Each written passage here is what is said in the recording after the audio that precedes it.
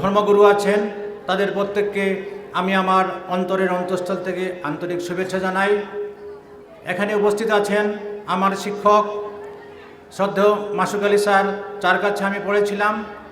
তিনিও স্কুলের ছাত্র ছিলেন, স্কুলের প্রিন্সিপাল হয়েছিলেন, আমরাও তার কাছে পড়েছি। তাকে আমি আমার ভক্তিনম্র চিত্তে প্রণাম জানাই।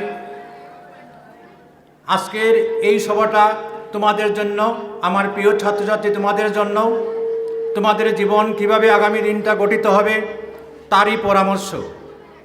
কারণ এখন তোমাদের জীবন মাত্র শুরু হচ্ছে এবং পরবর্তী জীবন তোমার এখন চলার পথের অনুসরণ করে তোমার পরবর্তী জীবনটা আরম্ভ হবে। ইসলাম হচ্ছে শান্তির ধর্ম, সেই ধর্মকে তোমরা অনুসরণ করো। সেই ধর্মের যে নিয়ম নীতি আছে তা মেনে চলো। গুরুজনকে শ্রদ্ধা করতে শিখো।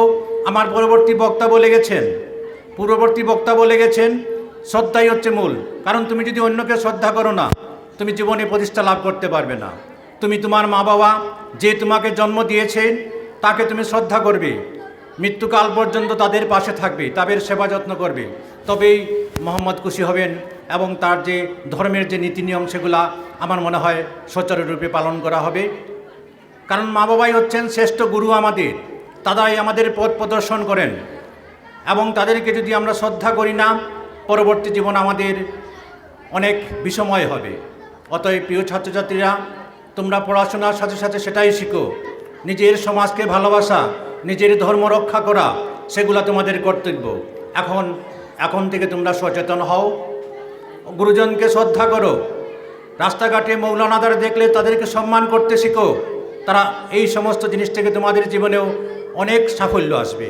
কারণ তাদেরকে শ্রদ্ধা করার মধ্য দিয়ে তোমাদের অনেক আশীর্বাদ বর্ষিত হবে এবং তোমরা জীবনে প্রতিষ্ঠা লাভ করতে পারবে।